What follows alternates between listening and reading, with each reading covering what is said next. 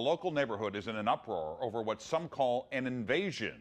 What are they talking about? A string of brand new large McMansions being built in their community. Residents say not only are smaller historic homes getting wiped out in the process, but they also tell five on your side and Hey! Recently, I was visiting family in Connecticut and I went for a walk with my brother. We were strolling around admiring the beautiful, stately homes and, of course, choosing which ones that we would like to live in. Something that kept coming up, however, was the rather stark contrast between these historic or historically modeled builds and the newer, McMansions. They stuck out like sore thumbs. We kept pointing them out as they appeared, and as we went on our promenade, I realized that they had similar qualities, which after much research, I now realize has a lot to do with generally a lack of architectural integrity and cohesive design. Despite being rather enormous in size, they all had this sort of cheap quality. We were sort of discussing that, and I started to think, like, what is a McMansion? What do they mean? And where do they come from? So I'm a fashion historian, not a house historian. Side note, I've had to do that line so many times because I either keep saying, I'm a house, full stop, I'm a house, or alternatively, I'm a fascist. Bro, I'd rather be a house. What the fuck? Anyway, I did study art history. I do have a lot of appreciation for various art forms, including architecture and design, but I don't have advanced knowledge in that area. So I started researching McMansions, and it turns out that they're actually quite symbolic. Then I came across, of course, the McMansion Hell blog,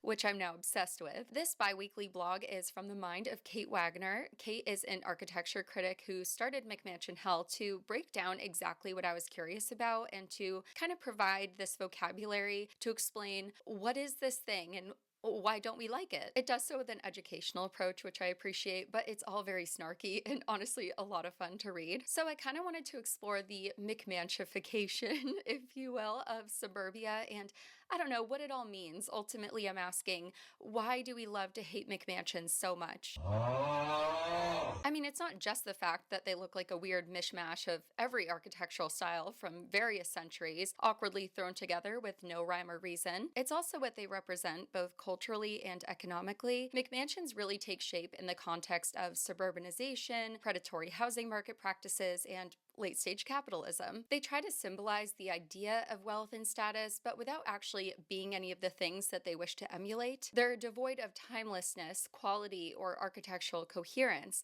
They're sort of like if you took all the trappings of luxury and stuffed them into a house without considering what makes a home feel luxurious or built to last, or I don't know, like a home. And while the general disdain for McMansions is rather ubiquitous, I'd say, I have seen this recurring sentiment of, I don't care about historical accuracy or architectural integrity. If I had the money to buy a McMansion, I would buy one. And yeah, okay, that's your prerogative. That's your hypothetical house, and I can't take it from you.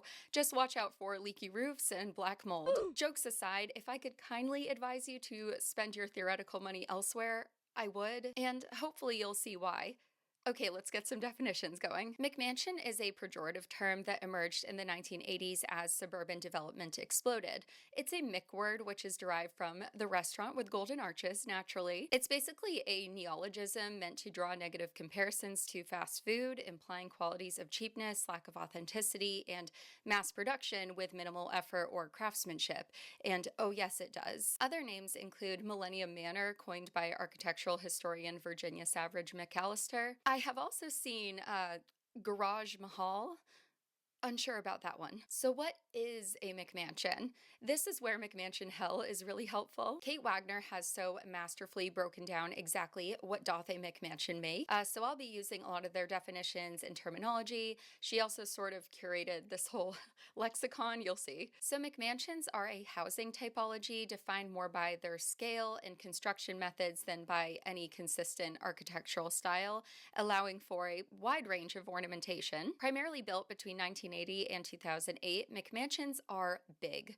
like really big. Size matters, but it does not always indicate quality, right? Typically standing between 3,000 and 10,000 square feet, they are well above the average home in the United States. For reference, in 2015, the average American home peaked at around 2,700 square feet, but they're shrinking. Today, the average new build is just below 2,400 square feet. McMansions are typically 2 stories or more, have 5 or more bedrooms, and 3 bathrooms. They are frequently way too big for the lots that they sit on. These massive structures on their comparatively tiny plots of land in their suburban cities just have a really strange and uncanny presence. And how are they built, you ask? Cheaply. McMansions are developed by contractors, not architects, crucially. The goal is to maximize profit. They are mass-produced, and McMansions are a classic case of prioritizing, you guessed it, quantity over quality. To achieve that, corners are cut using low-quality materials to make the house look expensive, but not actually be expensive. The illusion of wealth is the goal here, and it might trick the average person who doesn't know too much about architecture and design. Common materials include stucco board, manufactured stone veneer, styrofoam crown molding, and vinyl siding. These materials don't hold up in the face of time or elements, and McMansions depreciate at a concerningly fast rate. This is a house that has got water damage, and the balconies don't lead anywhere. You can't actually go out, open those doors. You will fall into your yard. And the design is a whole other mess. McMansions are a medley of architectural styles, too many styles really. The design goal here seems to be, why pick one when you can have them all? So you end up with this Frankenstein house that's got, I don't know, a little colonial, a little Mediterranean, maybe a dash of Gothic, and who knows, some Tudor for good measure. But this isn't eclectic. It's not embracing diverse styles while maintaining a cohesive look through unifying elements. It's just big, weird, clashing aesthetics. The thing about the exterior design is it's not only confusing, it's like an entire afterthought. As Kate Wagner says, mommy needed her cathedral ceilings in the master bathroom, hence awkwardly placed mismatched windows and concerning roof lines. Structural integrity or overall design cohesiveness just aren't that relevant. There's no care for craftsmanship, no thought put into long-term value, and no appreciation for the surrounding neighborhood. Behind her house, she noticed new large homes, often called McMansions, were being built on small lots. Rain runoff has turned her driveway into a lake. When it rains, it comes all the way over. No one can pull in the driveway and get out. And not just into her yard, the water is also running beneath her home. I'm draining 3 acres of land. Over time, whether my house will start cracking, whether it'll subduct, I don't know. Overall, there's just this overwhelming sense of disorder. Jutting masses, asymmetry, too many materials, too many design elements. All of this combines into a chaotic visual that screams, "Don't I look expensive?" And it's like, no, I'm scared. What is even that? Kate Wagner calls it McMansionry and puts it perfectly, quote, "a diabolical amount of wealth that must be communicated architecturally in the most frivolous way possible." They're absolutely right. McMansion Hell even makes the argument that the Neuschwanstein Castle, I don't know if I said that right, a grand real castle in Germany, is essentially a McMansion. And I mean, just read the blog post, she's not wrong. While McMansions are, again, a housing typology and not an architectural style, there are plenty of well-defined exterior and interior commonalities. Like the entryways, McMansions want you to know that they are important, so they sometimes throw in these dramatic arched entryways that are usually like 2 stories tall. According to the McMansion Hell Dictionary, this thing is called the lawyer foyer. It's like a grandiose way of telling people, I've got money, so come on in and be impressed by it. Come on in, it's just a few steps up. Oh, what's another story? Okay, but now that you're inside, you're gonna have to go down the stairs to get to the foyer. Yeah, I know you just went upstairs to go downstairs, but look at what you're walking into. It's my column forest. Windows? Oh yeah, they're everywhere, but not in any kind of organized way. You've got dormers that are either way too short or too tall, and true to form, they often don't match the style or materials of the rest of the house at all, or each other. It's a mess. It's like me playing The Sims at age 13. Oh, and don't even get me started on the second story windows being bigger than the ones below them, or the shutters that, if closed, would never actually cover the window. They're just there for show, like the rest of the house. Now the roof. Oh, the roof. A McMansion's roofline can be described as confusing. You've got a variety of different roof shapes and slopes. You'll see multiple forms of roofing styles like terrace, shed, butterfly, or M-shaped. It's like me playing The Sims when I was 13. Often the result of several bad choices, the roofs are overcomplicated for no reason and often culminate in what is known as the nub. What's the nub, you ask? It's basically that random little appendage sticking out at the top of the house.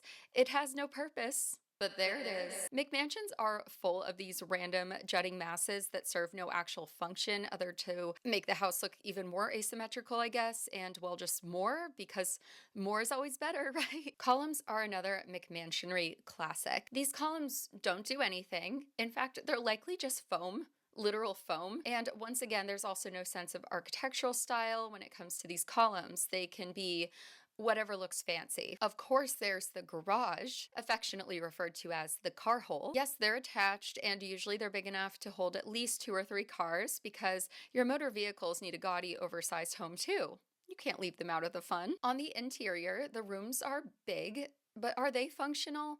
No. McMansions are packed with these huge rooms. They've got tall ceilings, multiple wall materials, gilded finishes, and more facades. And so much space. What do you do with all that space? Fill it with stuff. Yeah, it's like McMansions are actually designed to encourage overconsumption. The fact that these rooms are filled with literally everything and simultaneously nothing at all is really quite poetic. Of course, a big house does not a McMansion make. Not all large homes are McMansions, and the difference mostly comes down to quality and intent. Traditional mansions, contrastingly, are custom designed with cohesive architectural vision and attention to detail. These homes prioritize craftsmanship, fine materials, solid construction, and thoughtful design. True mansions are built with long-term value in mind, incorporating proportion, symmetry, and high-end finishes. McMansions, by contrast, focus on superficial grandeur. I'd now like to play a game with you all called Mansion or McMansion. Very clever, I know. Comment your guesses and let me know if you were correct. Here's the first one.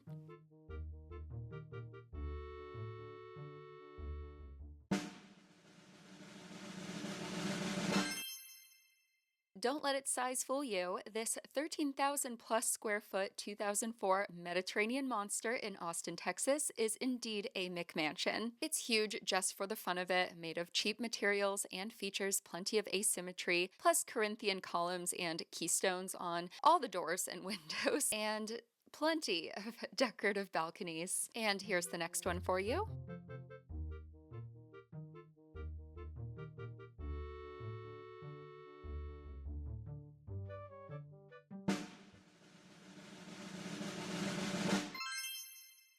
This is a New Canaan, Connecticut estate known as Orchard's End. It was designed by architect William B. Tubby, and it was built in 1929. Yes, it is massive, but it is absolutely gorgeous. It has stunning ornamentation, immense attention to detail. It has a sturdy, strong structure, and overall it is absolutely stunningly gorgeous, in my opinion at least. Ready for the next one?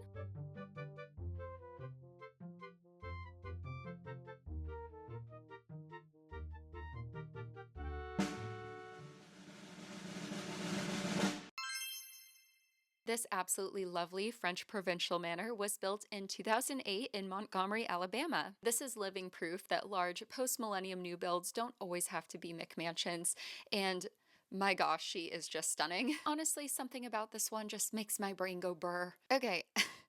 Actually, I don't even need to really show you this one. This is how I think the building of this house went down in that format of the barber meme. Contractor. What's your vision? Developer. You ever seen one of those Ramada Inns? Contractor. Say no more. Money is the McMansion in Sarasota that starts falling apart after 10 years. Power is the old stone building that stands for centuries.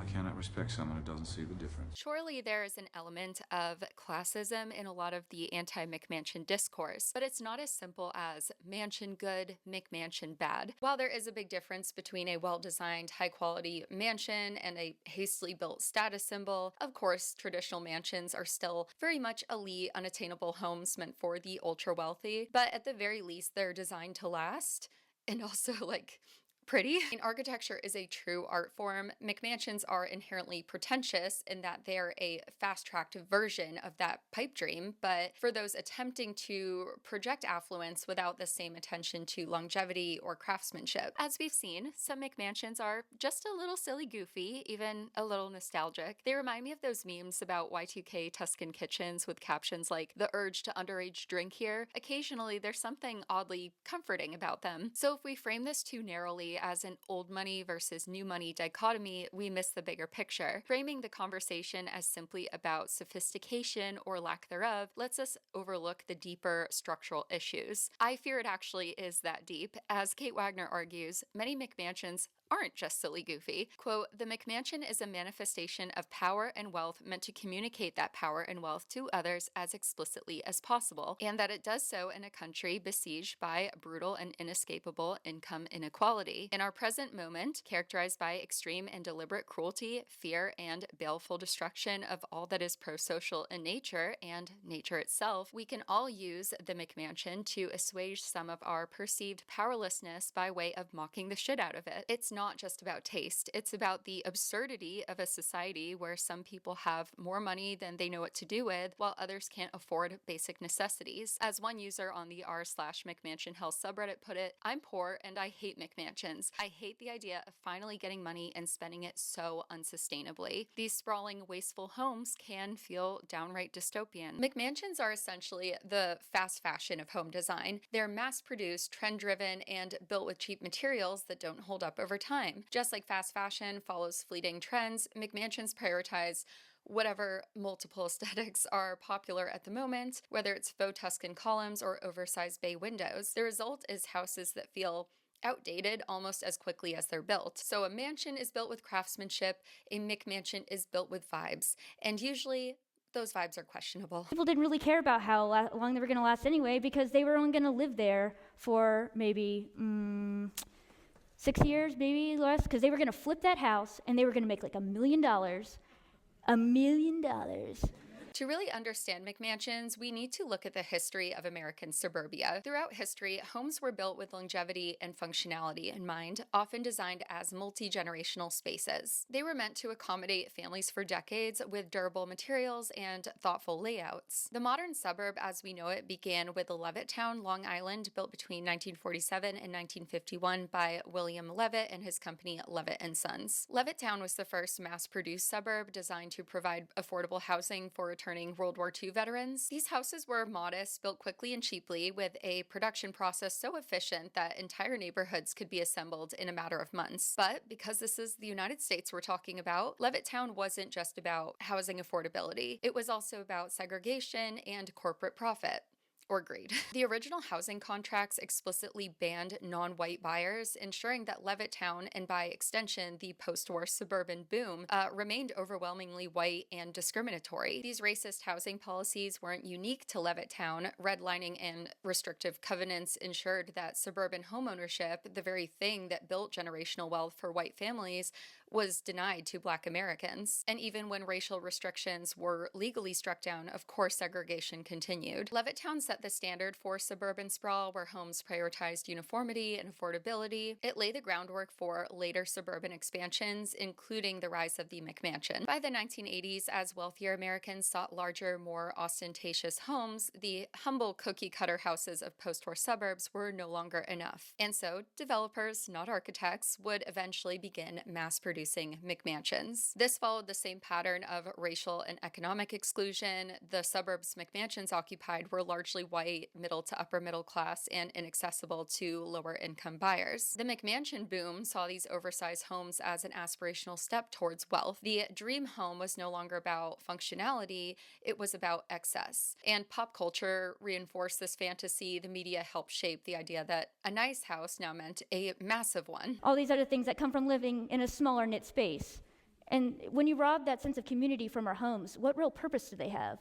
But McMansions ignore both of these purposes to focus on a new purpose. The house is an asset. The house was now becoming, through a series of deregulatory economic policies, etc., a liquid asset. It was money. It was no longer a place to live, and it was separated from the sense of place and space that we know and consider our homes. Again, this idea of proximity to wealth, there's something about McMansions that really represents a disconnect from the things that traditionally made homes meaningful. It's as though they're more interested in signaling success to the neighbors than actually creating a, community space where people feel truly at home. McMansions reflected the excess of the late 20th century, where bigger was always better, until it wasn't. McMansions hit peak popularity in the late 1990s and early 2000s. Many of these homes were purchased during the housing bubble with risky subprime mortgage loans. Yes, this is now the part of the video where we discuss the 2008 financial crisis. I don't know why this is becoming a recurring theme in my videos. So in the early 2000s, buyers took on more loans than they could afford, encouraged by banks and lenders who assumed their investments would always appreciate. With their size and perceived luxury, McMansions became a prime target for these risky loans. People overbought, and in 2008, a surge in defaults on these shaky mortgages triggered a collapse in the housing market, setting off a chain reaction that led to global financial crisis. Yeah, I've seen The Big Short several times, and I kind of understand it. Now fuck off. When the financial crisis hit, many McMansions were foreclosed, abandoned, or left in disrepair. They themselves became reminders of financial excess and the dangers of overbuying. The dream of the oversized suburban palace had come crashing down, just like the market that had once fueled it. In an article for Financial Review, Amanda Colson-Hurley says, "Foreclosed McMansions are the eeriest reminders of how fleeting paper wealth can be," which is a banging quote, I must say. McMansions aren't just aesthetic criminals, they're a financial and environmental liability. Cooling or heating a massive 2-story foyer isn't just expensive, it's wasteful. Poor insulation and haphazard layouts lead to skyrocketing energy costs, making these homes costly to maintain and horrendous for the environment. Bigger houses require more resources to build, more energy, and more waste to maintain. This is not exactly the most sustainable approach to suburban living, but unfortunately, it's been the go-to model for a lot of developers and house flippers looking to make a quick $1 million. So you can't even stay warm or cool without spending millions of dollars. And as I've been saying, despite their size, McMansions are not built to last. Over time, many of them start falling apart, requiring extensive maintenance that owners may not have budgeted for. Again, McMansions also fuel suburban sprawl. The spread of McMansions meant pushing further into underdeveloped land or gentrifying existing developed land, creating low-density neighborhoods, taking up more space, necessitating longer commutes, and increasing car dependency. With limited public transit and zoning laws favoring single-family homes, like the rest of this country, these sprawling developments waste resources from land to materials and often don't hold their value over time. While well-designed homes in desirable locations do tend to appreciate in value, McMansions often don't. Neighborhoods filled with deteriorating, outdated, oversized houses aren't exactly hot real estate markets. McMansions are kind of tragically symbolic. They're the physical manifestation of this excessive desire for more, which in the face of real-world financial strain is unsustainable. It's a hollow pursuit. So why do we love to hate McMansions so much? It's because they're a cultural illusion. They're big but not beautiful. They're ostentatious in appearance and shallow in meaning. They're a reflection of a world that values spectacle over substance. It made me quite sad, actually. That was my takeaway. I don't know. I feel badly that we exist in this world where the McMansion was conceived. I kind of feel badly for the people who inhabit them and, of course, for those who have to live next to them. And yet, even though they're an easy target, they do represent something important, how our ideas of home, community, and success have evolved, and not necessarily for the better. So next time you see one of these monstrosities, take a moment and ask, what is it really trying to tell us? There's potential for these homes to become mere relics of the past, monuments to an era of unchecked development and questionable taste, and I don't know, the optimist in me hopes we eventually trend towards sustainable and ethical architecture, but it's like, with the state of things, we may never even get to own a home. Well, anyway, that's not how I intended to end this video. Okay, bye!